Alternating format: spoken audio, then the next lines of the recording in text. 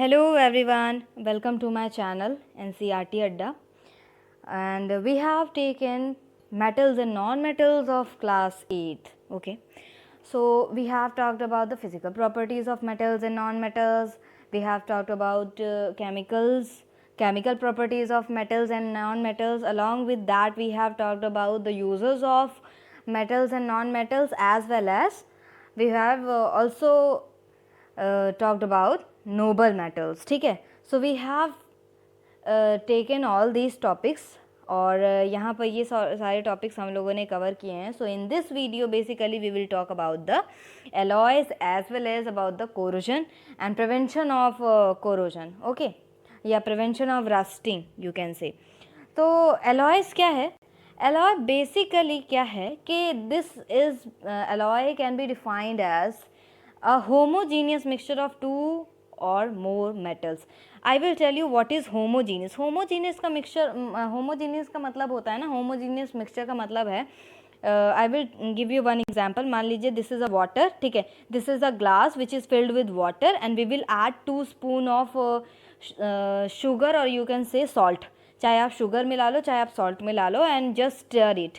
ठीक है, आप जब उसे मिलाएंगे सो आफ्टर 2 मिनट्स या after 1 minutes you will see कि पूरी तरीके से जो आपका सॉल्ट है या पूरी तरीके से जो शुगर है वो पूरी तरीके से इस पानी में घुल जाएगा. You will not able to identify कि यहाँ पर सॉल्ट है, यहाँ पर ये है, यहाँ पर शुगर है. जब वो अच्छे से मिल जाएगा तो दैट मिक्सचर कि आपने दो आपने कोई अलग अलग सब्सटेंस लिए और उसका और उनको आपने मिलाया और वो दैट हमारा एक होमोजीनियस मिक्सचर बन गया. उसमें हमें पता नहीं लग रहा है कि ये शुगर है, ये सॉल्ट है, ये वाटर है.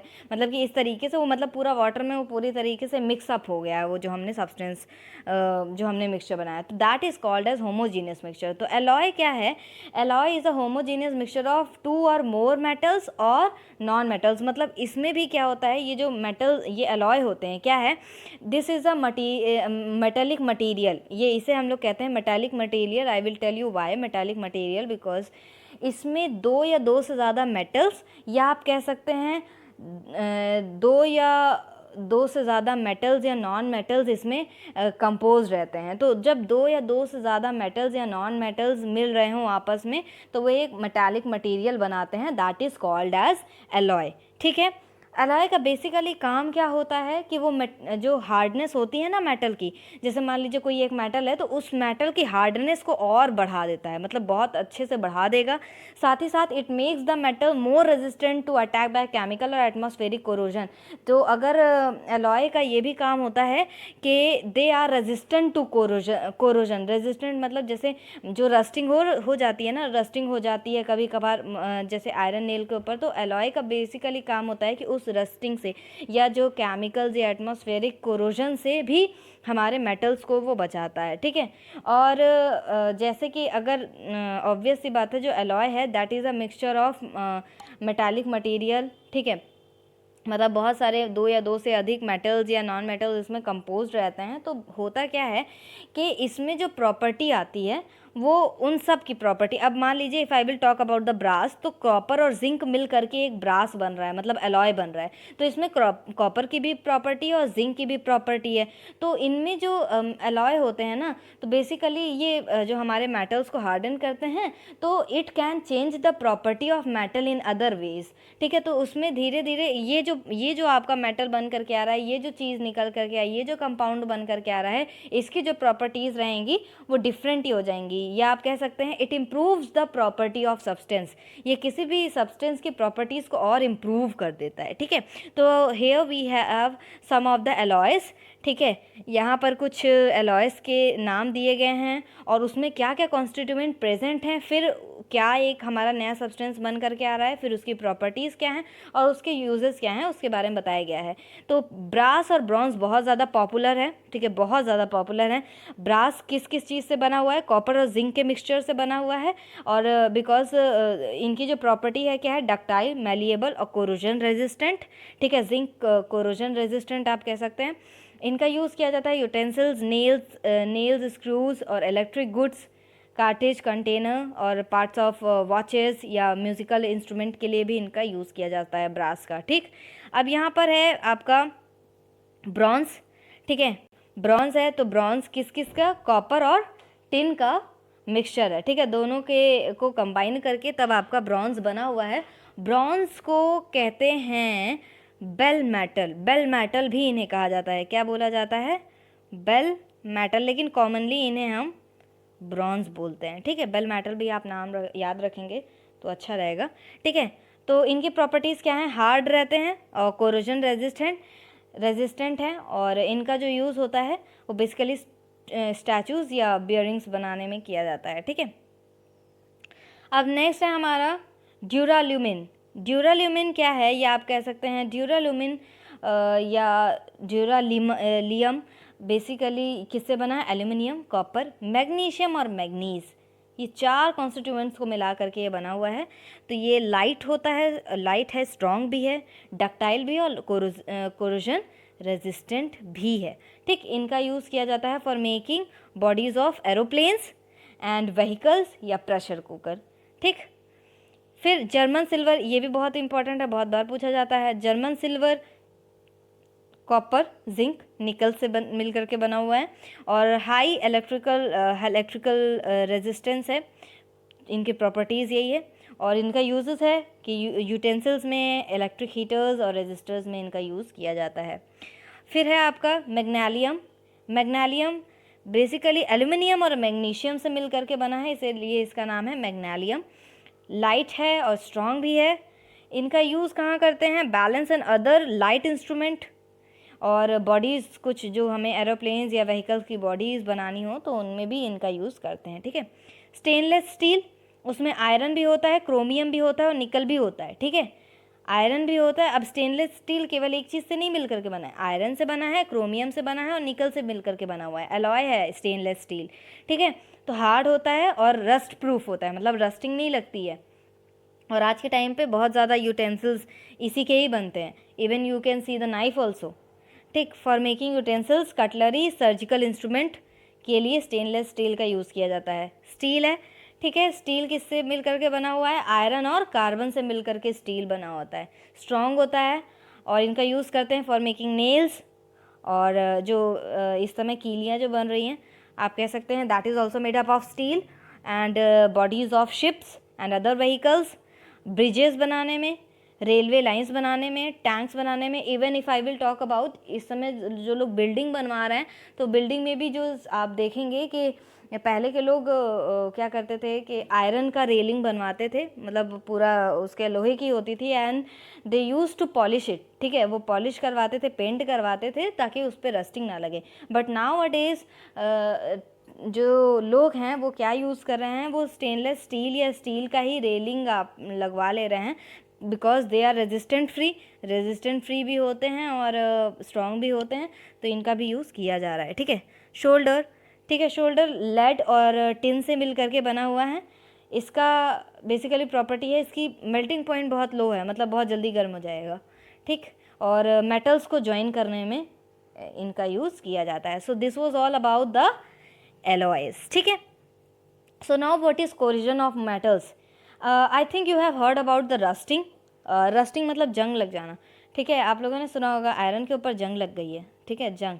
तो दैट व्हाट जंग का मतलब क्या है कि आयरन जो है हमारा, क्योंकि आयरन अगर हम लोग उसे फ्रीली ऐसे ही छोड़ दें, आयरन मान लीजिए आपने ऐसे ही छोड़ दिया है, आयरन की नेल है चाहे आयरन है, सो अगर वो ऑक्सीजन और वाटर के कांटेक्ट में आएगा, या एटमॉस्फेरिक ऑक्सीजन या वाटर के कांटेक्ट में आएगा, या उसके प्रेजेंस में रहेगा ऑक्सीजन, एटमॉस्फेरिक ऑक्सीजन या मॉइस्चर के प्रेजेंस में, तो धीरे धीरे धीरे धीरे वो ऑक्सीडाइज्ड हो जाता है और वो कन्वर्ट हो जाता है, मतलब आयरन ऑक्सीडाइज्ड होकर के it will get converted into iron oxide, iron oxide में कन्वर्ट हो जाता है, एंड और उसमें रेडिश ब्राउन कलर का, हमें ब्राउन कलर का स्पॉट देखने को मिलेगा। So that is called as Fe2O3।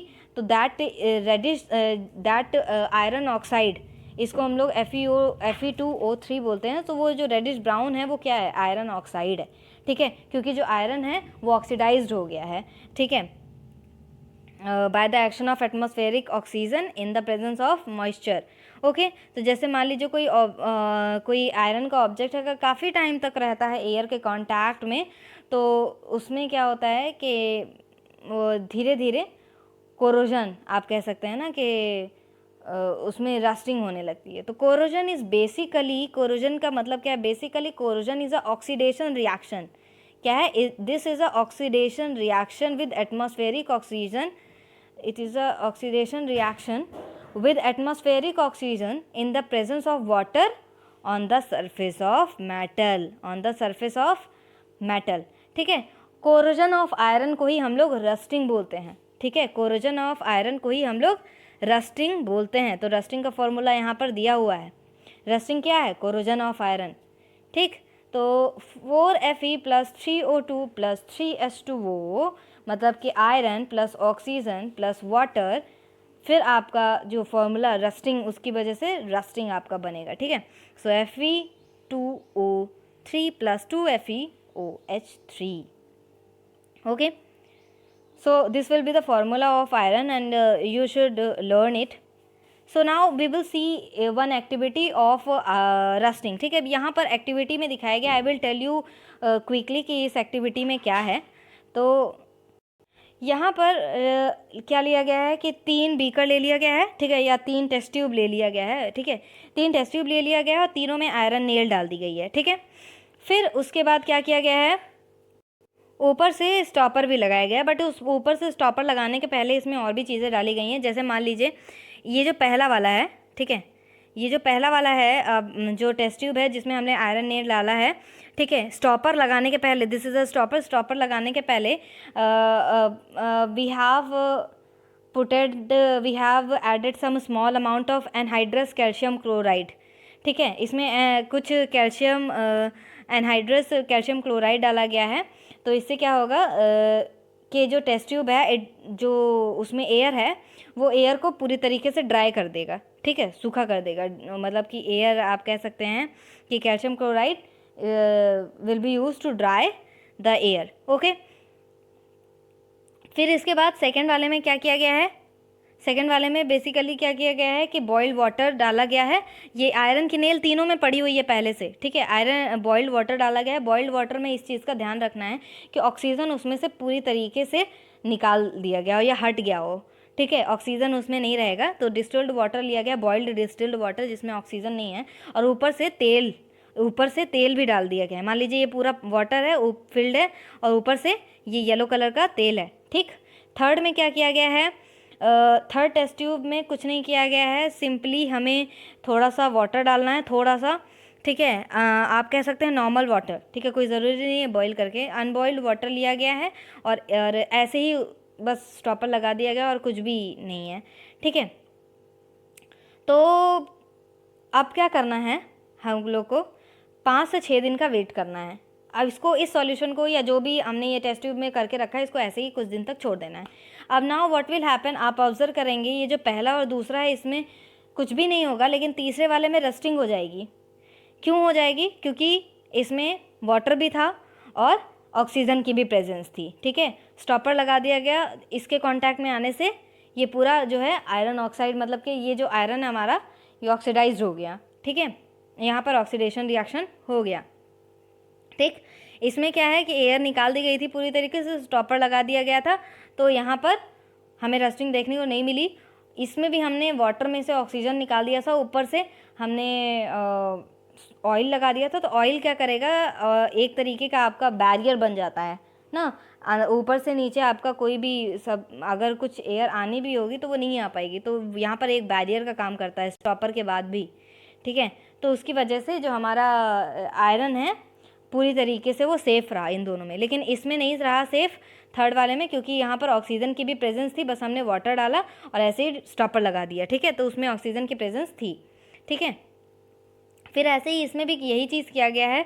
इसमें भी यही बताया गया है कि एक टेस्ट ट्यूब लिया गया है, लेकिन यहाँ पर आप देख रहे होंगे कहीं पर भी स्टॉपर का यूज़ नहीं किया गया है, स्टॉपर नहीं लगाया गया है, एकदम मतलब ऐसे ही वो पूरा ओपन है। ठीक है, इसमें आयरन है, दूसरे टेस्ट ट्यूब में हमने एल्युमिनियम लिया है, और तीसरे टेस्ट ट्यूब में हमने कुछ, आप कह सकते हैं कि कॉपर लिया है। ये छोटे छोटे पीसेस लिए हैं जो टेस्ट ट्यूब में चले जाएं, इतना बड़ा पीस नहीं लेना है कि वो जा ही ना पाए। ठीक है, छोटे छोटे पीसेस लिए हैं जो टेस्ट ट्यूब में चले जाएं। फिर हमने इसके नीचे में वेट कॉटन रख दिया है, इसमें भी वेट कॉटन रख दिया है, यहाँ पर भी वेट कॉटन रख दिया है, यहाँ पर भी वेट कॉटन रख दिया है। अब कुछ दिन बाद हम लोग देखेंगे कि जो आयरन है वो आपका रेडिश ब्राउन कलर का हो जाएगा। और अगर हम बात करें एल्युमिनियम और कॉपर की, उसमें हमें कोई भी इफेक्ट देखने को नहीं मिलेगा। ठीक है, सो आप कह सकते हैं कि जो यहाँ पर है हमारा ये रस्टिंग हुआ है, ये जो आप कह सकते हैं कि corrosion has taken place. Corrosion is what? Corrosion is a oxidation reaction. Corrosion is what? Corrosion is a oxidation reaction with atmospheric oxygen in the presence of what? Water on the surface of metal. Okay, and corrosion of iron is called what? Or corrosion of iron is called rusting. Okay, so please don't forget to subscribe my channel. So here is our next topic, that is how can we prevent from rusting. कैसे हम prevent कर सकते हैं ये जो air और water के contact में आने से हमारे आयरन ख़राब हो जा रहे हैं, इनको हम कैसे प्रिवेंट कर सकते हैं। तो बेसिकली ऐसा तो नहीं है कि हम आयरन का यूज़ करना बंद कर देंगे, तो उसको हम रस्टिंग से बचाने के लिए उसके प्रिवेंशन के बहुत सारे मेजर्स हैं जिसे अगर हम फॉलो करें तो हम रस्टिंग से अपने आयरन को बचा सकते हैं। ठीक है, तो जैसे है कि पेंटिंग की जाती है। आप लोगों ने देखा होगा कि जो लोग आयरन का सामान खरीदते हैं तो आयरन का सामान खरीदने के बाद में वो पेंट करवाते हैं ताकि उस पर जंग ना लगे। ठीक, ग्रीसिंग और ऑयलिंग भी की जाती है। ग्रीसिंग और ऑयलिंग अगर कर दी जाती है तो फिर क्योंकि ऑयल की एक लेयर ऊपर हो जाती है तो वाटर या एयर डायरेक्ट कांटेक्ट में आयरन के नहीं आ पाते हैं। ठीक, सिलिका जेल का यूज़ किया जाता है टू प्रिवेंट रस्टिंग। गैल्वेनाइजेशन प्रोसेस भी एक है जिससे हम रस्टिंग को हटा सकते हैं। ये एक ऐसा प्रोसेस होता है जिसमें आयरन का जो कोई भी ऑब्जेक्ट है, मान लीजिए आयरन का ये एक ऑब्जेक्ट है, इसके ऊपर एक पतली सी जिंक की लेयर यहाँ पर कोटिंग हो जाती है, इसके ऊपर पतली सी एकदम जिंक की कोटिंग हो जाती है। तो जिसकी वजह से, क्योंकि जब जिंक है ऑक्सीजन के कांटेक्ट में जब भी वो आएगा तो जिंक ऑक्साइड बनाएगा। ठीक है, जिंक ऑक्साइड बनाएगा और जिंक ऑक्साइड इज़ इम्पर्मिएबल मतलब कि कोई भी चीज़ आसानी से जिंक ऑक्साइड को तोड़ करके अंदर नहीं जा सकती है, मतलब उसके अंदर से ऑक्सीजन या वाटर ऐसे नहीं जा सकता है। ठीक है, तो गैल्वेनाइजेशन का प्रोसेस कई जगहों पर किया जाता है। ये जिंक की ऊपर की लेयर होती है, तो जब वो एयर के कांटेक्ट में आती है जिंक तो it make a zinc oxide, और जिंक ऑक्साइड इज़ इम्पर्मिएबल। ठीक है, तो ये इम्पर्मिएबल है और इसमें से फिर हम रस्टिंग होने से हमारे आयरन को इससे बचाया जा सकता है। ठीक है, हमारा नेक्स्ट है इलेक्ट्रोप्लेटिंग। ठीक है, इलेक्ट्रोप्लेटिंग का भी यूज़ किया जाता है। ये कह सकते हैं आप कि this is a chemical process. ये केमिकल प्रोसेस है जिस पे एक मेटल का डिपोजिशन हो जाता है आयरन के ऊपर में। ठीक है, आयरन के ऊपर में जैसे कि ये मान लीजिए आयरन है तो इसके ऊपर कॉपर या गोल्ड या सिल्वर का एक आप कह सकते हैं ना कि लेयर चढ़ जाती है ऊपर में। लेकिन ये प्रोसेस जो होता है वो केमिकल प्रोसेस होता है। ठीक है, इलेक्ट्रिकल प्रोसेस होता है, तो इसको हम लोग बोलते हैं electroplating. Okay, so here are the some preventions जिसका यूज़ करके हम रस्टिंग को प्रिवेंट कर सकते हैं। ठीक है, तो इन सब का यूज़ किया जा सकता है।